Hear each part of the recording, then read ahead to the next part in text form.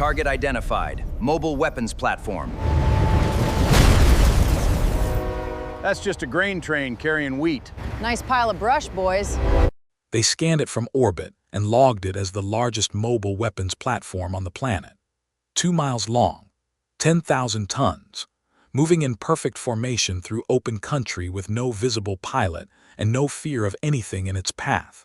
What their scanners couldn't tell them was that it was hauling grain, that the only person aboard was a 51-year-old woman with 30 years of seniority and zero patience, and that the truly dangerous part of the whole operation wasn't the train at all. In about 40 minutes, you're going to find out exactly what it was instead. If you like watching alien intelligence reports get everything spectacularly wrong, smash that like button, subscribe, and drop a comment telling me the most Earth thing you can think of that would confuse an invading army. Let's get into it. High Analyst Kreth of the Voss Combine had built an entire career on reading a planet from orbit before a single boot touched its surface. 300 worlds cataloged, 40 successfully absorbed into Combine holdings, and a personal record for accuracy that his superiors cited whenever a junior analyst needed a standard to live up to. He took considerable pride in that record, and he took even more pride in the survey currently displayed across his console, a survey of the region humans called the Great Plains. "Walk me through the threat inventory," said Fleet Commander Orlath, standing at his shoulder with 4 arms crossed in the particular posture he adopted whenever he wanted a briefing to move faster than the briefer intended. "Sparse population, minimal urban density, agricultural output that suggests significant unclaimed resource potential," Kreth said, scrolling through layers of data. "Conventional threat signatures are low. Small arms, light vehicles, nothing approaching what we've cataloged on more developed worlds." "Then why does this report take longer than the last 3 combined?" Kreth hesitated, and then brought up the image that had occupied the better part of his last 2 shifts. A long, dark, segmented shape moving across the open plane in a perfectly straight line, tracked continuously by orbital sensors for over 6 hours without once deviating from its path or slowing its pace. "This," Kreth said, "we're calling it a ground serpent provisionally, 2.1 miles in length. Mass estimated at approximately 10,000 tons. It moves in disciplined, uniform segments, maintains constant velocity regardless of terrain, and shows no life signs consistent with a biological organism, which suggests either advanced automation or a weapons platform of a design we haven't previously encountered." Orlath studied the image for a long moment. "It's armored. The hull segments show high metal density, yes. And it patrols continuously. We've tracked 17 separate instances crossing the same general region over the past 2 days, always along fixed paths, always at consistent intervals, as though running a scheduled patrol route." Orlath's 4 eyes narrowed.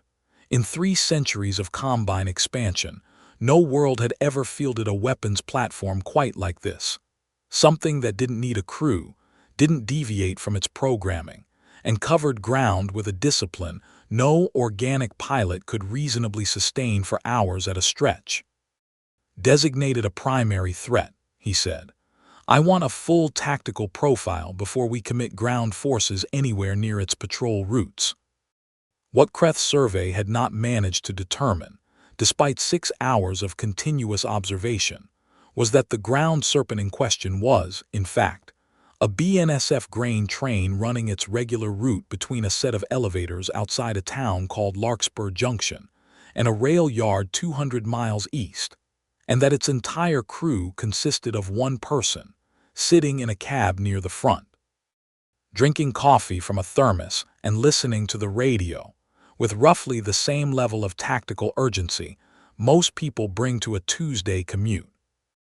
Delia Marsh had been running freight for 30 years, the last 11 of them on this exact stretch of line, and she knew the route the way most people know the walk from their bedroom to their kitchen, not through conscious thought, but through a kind of accumulated muscle memory that let her clock every grade change, every crossing, every subtle shift in the rail's rhythm without needing to look up from whatever she happened to be doing.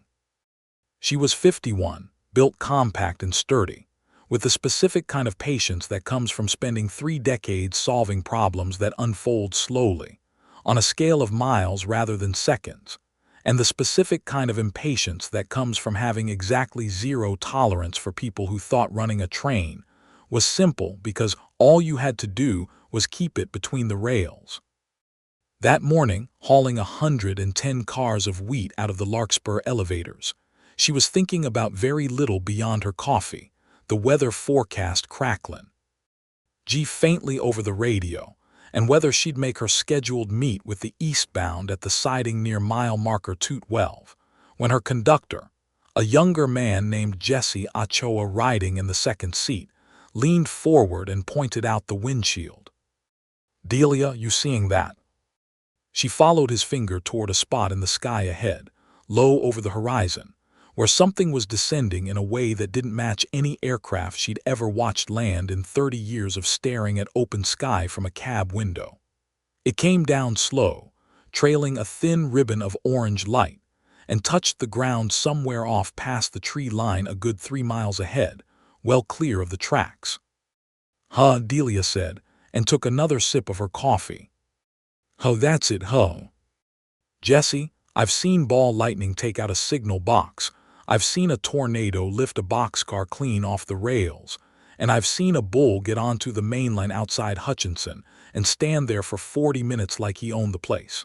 Something coming down out the sky is not, at this exact moment, the strangest thing I've dealt with this year. Call it in to dispatch and let's keep moving. We've got a meet to make." Jesse called it in. Dispatch, 400 miles away in an operations center that had genuinely never received a report quite like this one, asked him to repeat himself twice, and then suggested, not unreasonably, that he confirm what he was actually looking at before they escalated anything further up the chain. "I'm looking at it right now," Jesse said. "I don't know what to tell you other than it came down out the sky and it wasn't a plane." The Voss reconnaissance team that emerged from the landing pod consisted of 6 soldiers under the command of a field officer named Draxus, tasked with a straightforward objective: locate and assess the ground serpent, reported crossing this region on a fixed patrol schedule, determine its command structure, and, if possible, disable it without triggering a broader defensive response from whatever force operated it.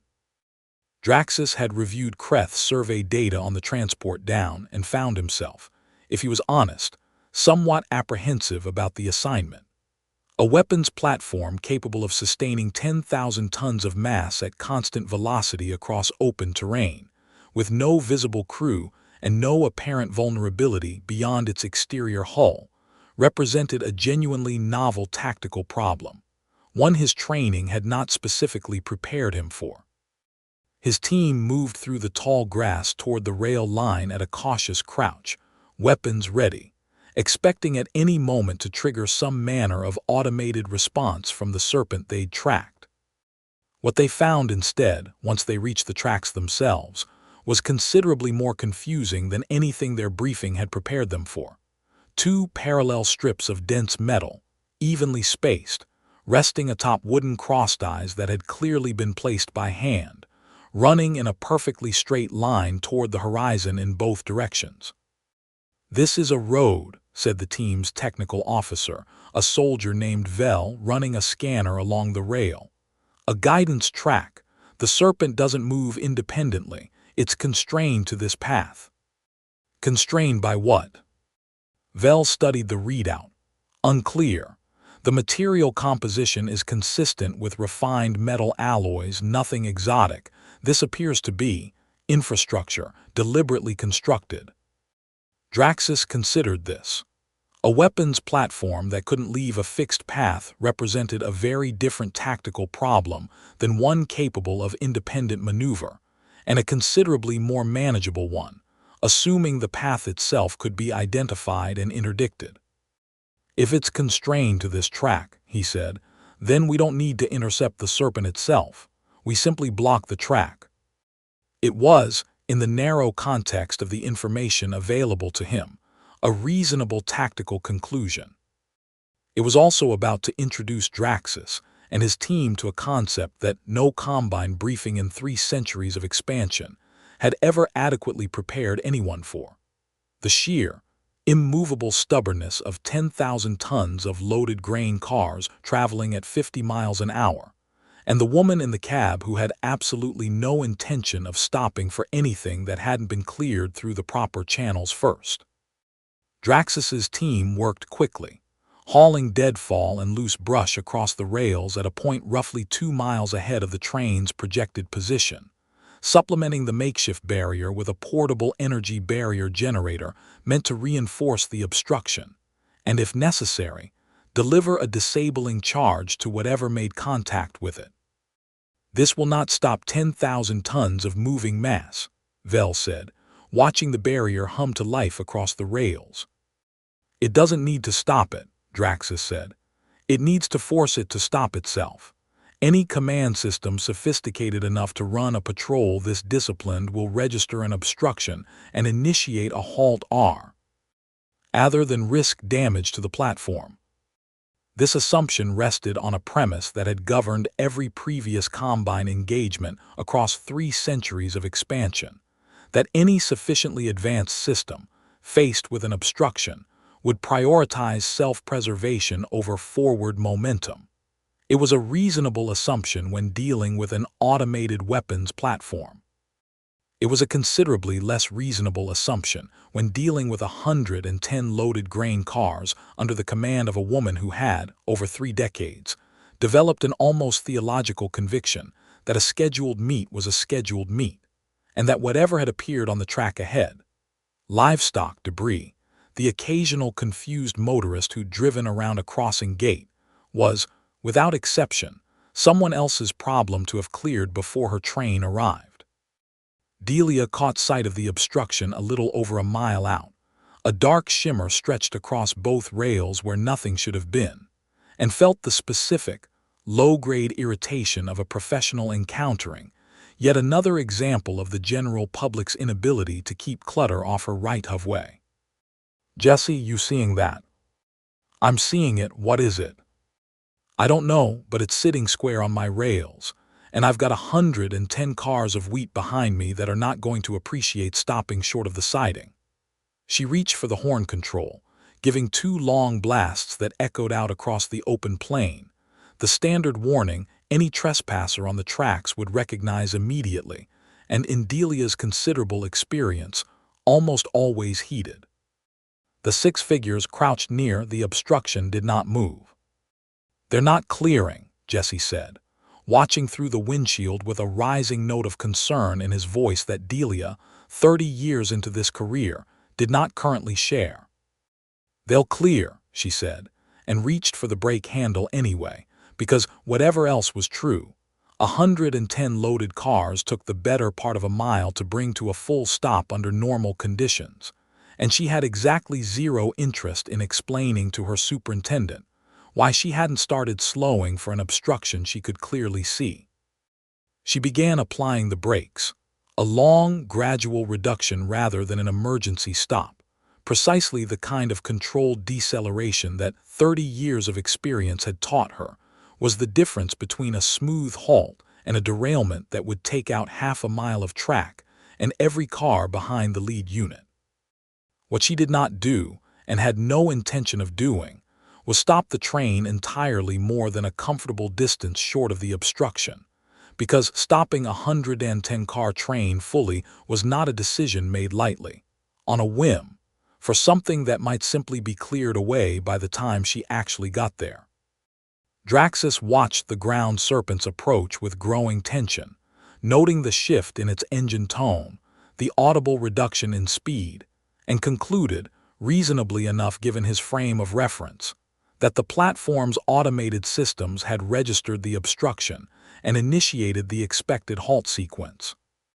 "It's slowing," Vell confirmed. "Deceleration pattern consistent with a controlled stop." "Hold position," Draxus said, Once it halts, we move in and assess the command structure directly.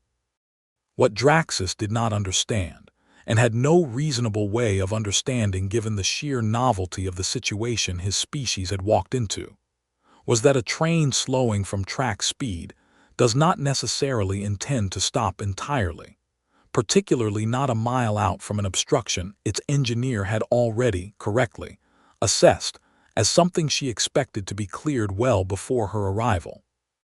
Delia, watching the barrier ahead through narrowed eyes, keyed her radio one more time. "Dispatch, this is 4471. I've got an obstruction on the main line near mile marker 190. Does not appear to be clearing. I am slowing, but I am not stopping short unless I have to. Advise." Dispatch, still working through the surreal experience of coordinating a response to what half their operations center was now referring to, with varying degrees of seriousness, as an alien object on the right of way, came back with the only answer that made any operational sense. 4471, use your judgment. If it doesn't clear, you have authority to proceed through at reduced speed if you assess it's safe to do so. Delia had been assessing situations like this for 30 years.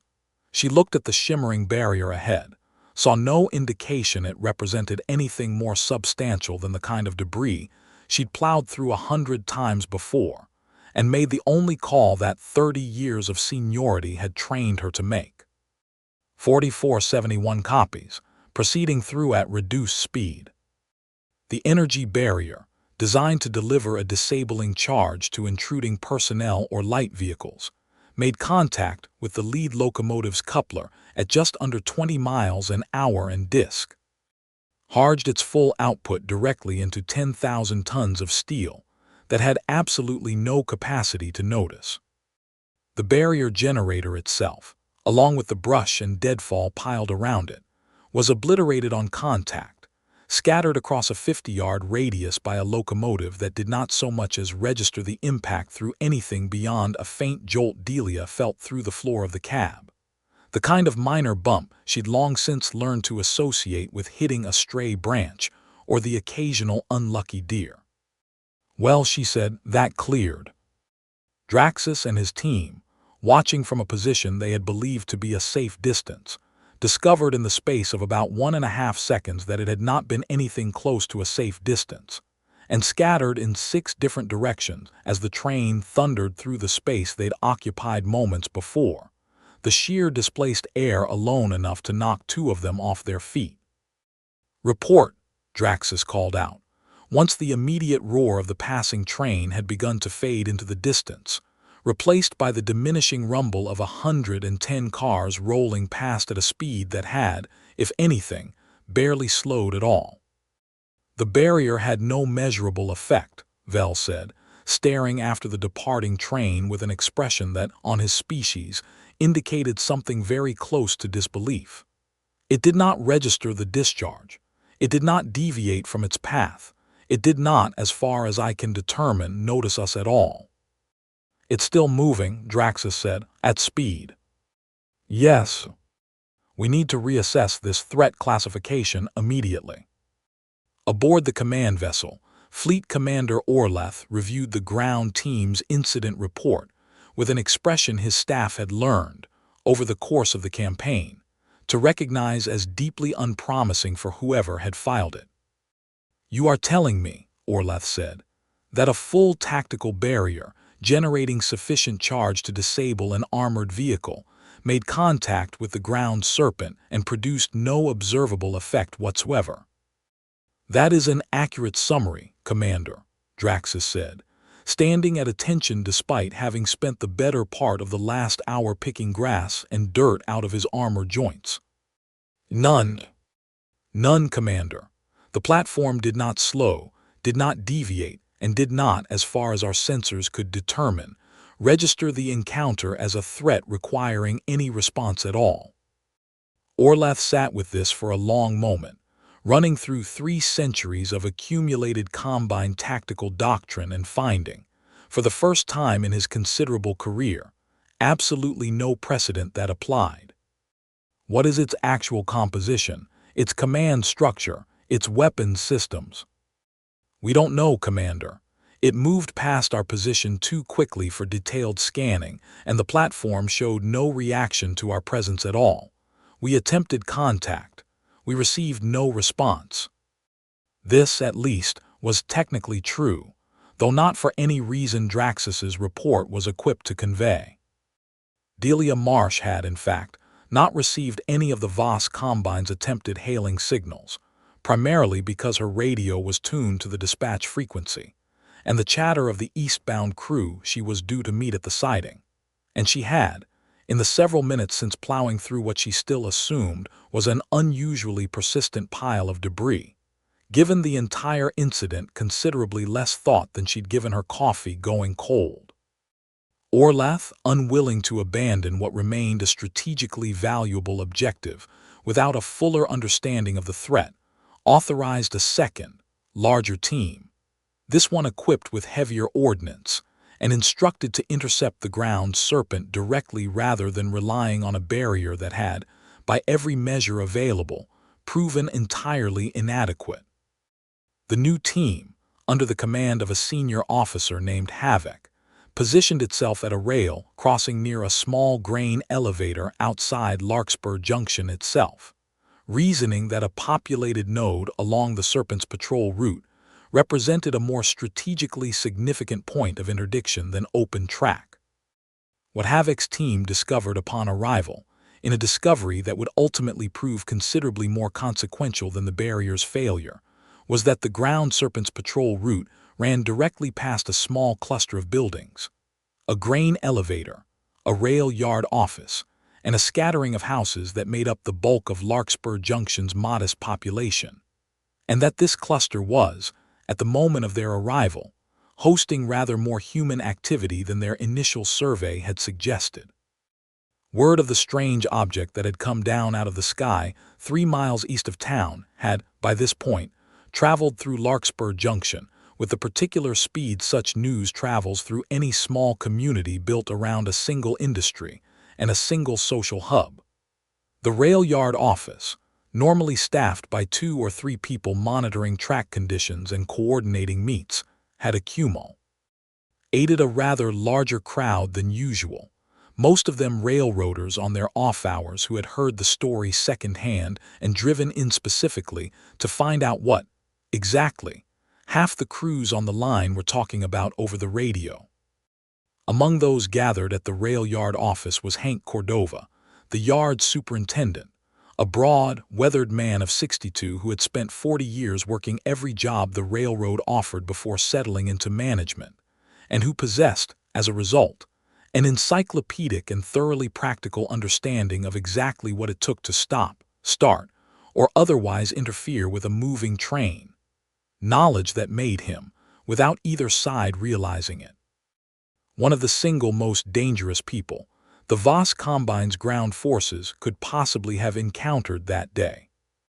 "You're telling me something landed out past the Hendricks place," Hank said, listening to the third or fourth retelling of the morning's events from a yard clerk who'd gotten it second-hand from a track inspector, who'd gotten it from Jesse over the radio.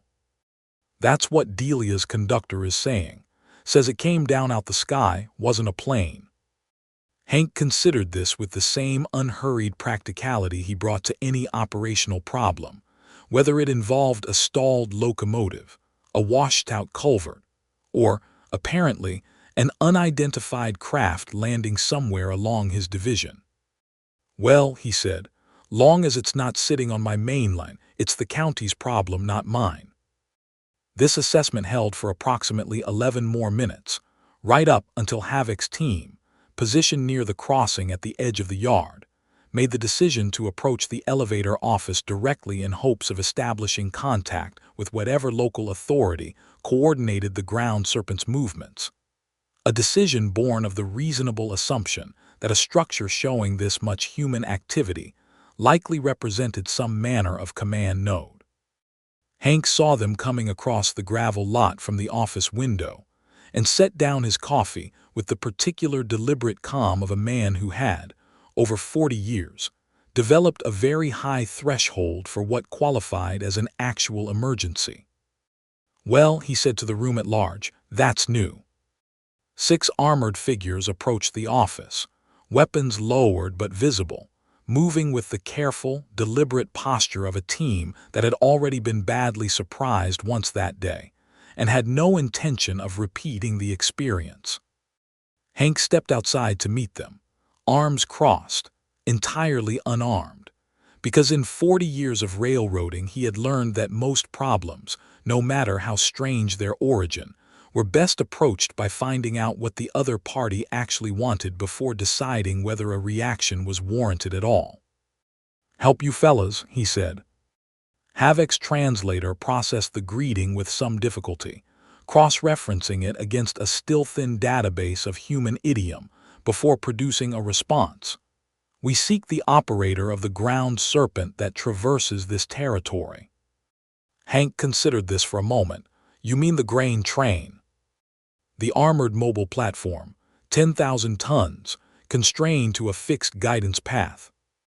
That's 110 loaded hoppers behind a couple of locomotives, son.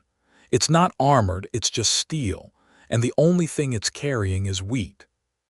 Havoc's translator flagged this statement, cross-referenced it against the barrier's complete failure to slow the platform earlier that morning, and returned no satisfactory reconciliation between the two.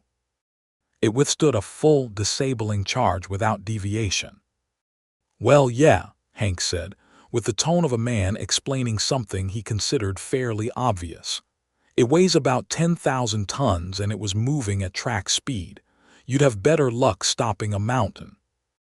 It was at this point in the conversation, roughly 4 minutes in, that Havoc's team made the tactical assessment that would ultimately determine the entire outcome of the Voss Combine's brief and largely unsuccessful engagement with the Larkspur Junction Rail Division.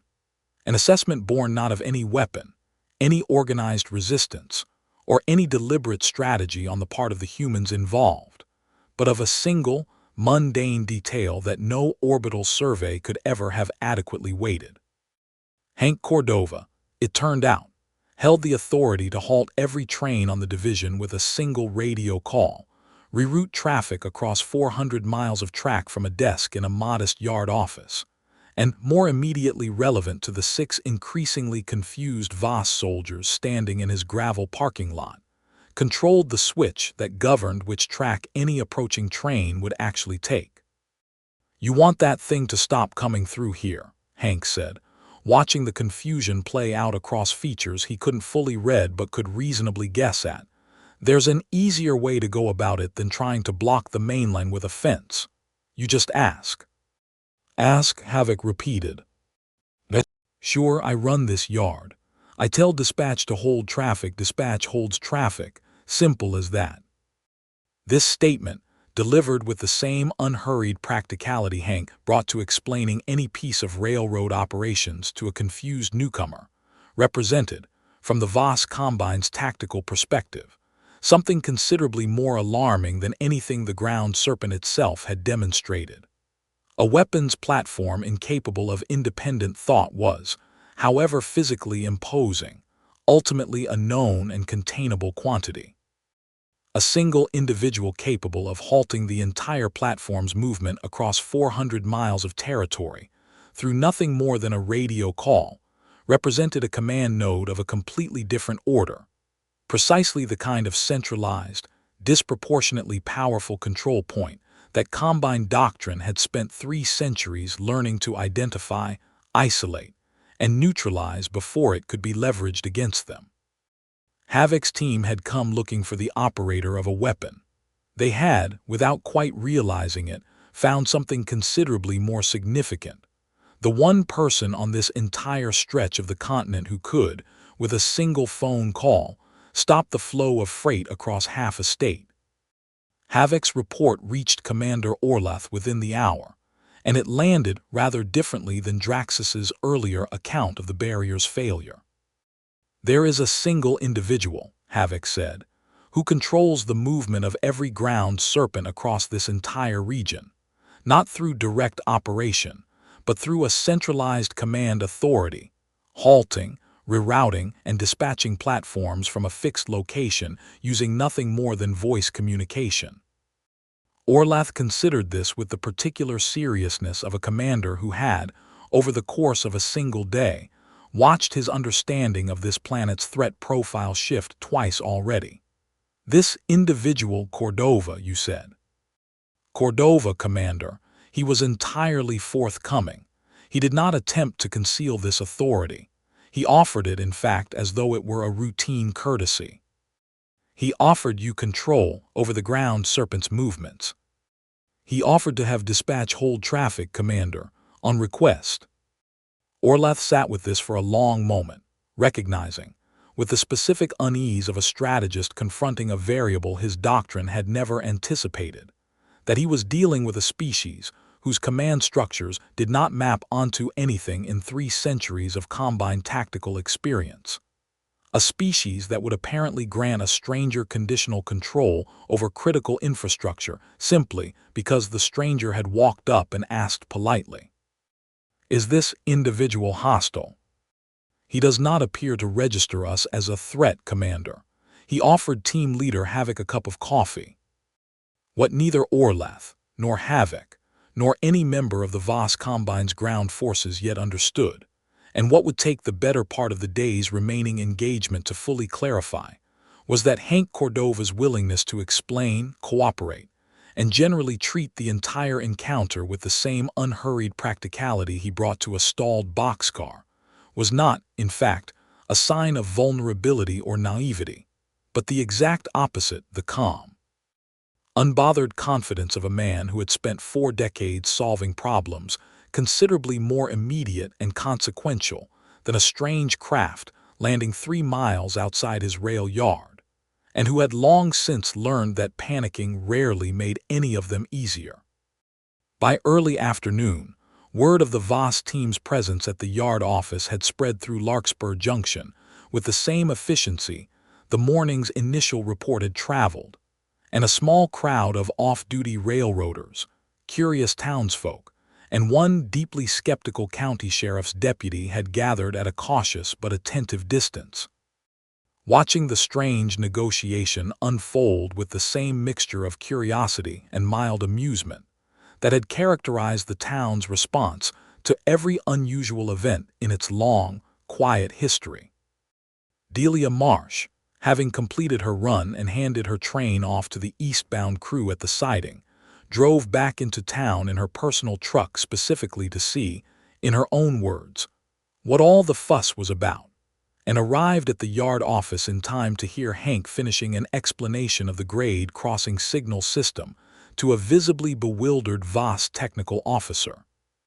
"You're telling me," she said, leaning against the office door frame with the particular dry amusement of a woman who had spent the morning accidentally demolishing an alien energy barrier without even noticing, "that these are the folks who tried to stop my train with a stick fence?" "Apparently," Hank said. Delia looked the assembled Voss team up and down with the same appraising glance she gave any unfamiliar piece of equipment on her line. "Well," she said, "next time just flag me down proper. I'd have stopped for a person standing on the tracks waving a light. Nobody stops foe. Or a pile of brush, that's just debris." Commander Orlath, receiving the accumulated reports from both engagements, a weapons platform immune to standard interdiction tactics, and a local command structure apparently willing to grant strangers conditional authority over critical infrastructure without any meaningful vetting process, reached the conclusion that this particular region represented a strategic problem considerably more complex than his initial survey had suggested, and one that would require a level of resource commitment the campaign's current parameters didn't justify. "Withdraw both teams," he said, "full recall." "Commander," the local individual, Cordova, he offered continued cooperation. He suggested we could coordinate future crossings through proper channels, as he put it. I am aware of what he offered. I do not trust an offer that costs us nothing and requires no concession on his part. A species this willing to extend trust to an unknown and heavily armed force either does not understand the danger we represent, or understands something about their own position that we do not. It was, in its own way, a remarkably astute assessment, though not quite for the reasons Orlath believed. Hank Cordova had not extended cooperation because he failed to grasp the danger the Voss Combine represented. He had extended it because 40 years of railroading had taught him that most problems, including this one, resolved more efficiently through plain talk and mutual accommodation than through conflict. And because he had, somewhere in the back of his mind, already begun calculating how much simpler his day would be if the strange armored visitors simply agreed to stay off his rail crossings, rather than forcing him to reroute traffic around them for the foreseeable future. The pod lifted off from its landing site just before sunset, rising through a sky gone orange and gold over the plains, watched by a modest crowd of Larkspur Junction residents who had, by that point, mostly lost interest in the spectacle and drifted back toward their evening routines. Because whatever else was true, supper still needed cooking, and the evening local still needed to be met at the siding on schedule. The final entry in the Voss Combine's tactical archive regarding this particular region of the planet, filed by Commander Orlath's own hand, and reviewed extensively by senior strategists in the months that followed, read, in its essential summary, as follows. Target region hosts a mobile infrastructure network of significant mass and momentum, effectively immune to standard interdiction tactics due to sheer physical scale rather than any defensive technology. This network is governed not by centralized military command, but by a distributed structure of individual operators, each possessing localized authority sufficient to redirect, halt, or otherwise influence the network's behavior through simple verbal communication. These operators demonstrate no baseline hostility toward unfamiliar contact, extend cooperation readily and without apparent calculation, and appear entirely unconcerned by displays of force that would, on any previously catalogued world, have registered as a significant and immediate threat. Recommend indefinite postponement of further engagement in this region, pending a complete reassessment of what constitutes a command structure worth targeting on this world. Note: the ground serpent, identified in initial survey, has been reclassified as civilian freight infrastructure. Note: the individual operator encountered, designated Cordova, extended an offer of coffee during the engagement. This detail has been retained in the final report at the insistence of Team Leader Havoc, who considers it operationally relevant to any future contact protocol on this world. Back in Larkspur Junction, the story of the day the aliens tried to stop the grain train settled quickly into the same category as every other strange thing the rail line had produced over the decades. The flood of '91, the tornado that lifted a boxcar clean off the tracks outside Hutchinson, the bull that held up traffic for 40 minutes outside town. Delia kept running her route, kept her thermos filled, and told the story exactly the same way every time anyone asked, flat and matter of fact, the way she told any story that happened to be true. Hank Cordova retired 18 months later, after 41 years with the railroad, and told anyone who'd listen at his retirement party that the strangest thing that ever happened on his watch wasn't the alien landing at all, but the fact that it had taken them the better part of a day to figure out that the simplest way to deal with a train was just to ask somebody who knew how trains worked. And every morning, right on schedule, the grain trains kept rolling out of Larkspur Junction exactly the way they had for decades, exactly the way they would for decades more, because some things a fixed row. Ute, a tight timetable, and 110 cars of wheat that needed to reach the elevator on time, simply don't stop for anything, not weather, not a washed-out culvert, and as it turned out, not even a genuine attempt at interstellar interdiction from a force that had never once considered asking the engineer nicely. If you made it to the end of this one, drop a comment and tell me what everyday piece of infrastructure you think would confuse an alien invasion the most. Share this with someone who works a job nobody thinks about until it stops running. Hit subscribe if you want more stories about humanity being far too busy with its own schedule to notice it's supposed to be afraid. See you in the next one.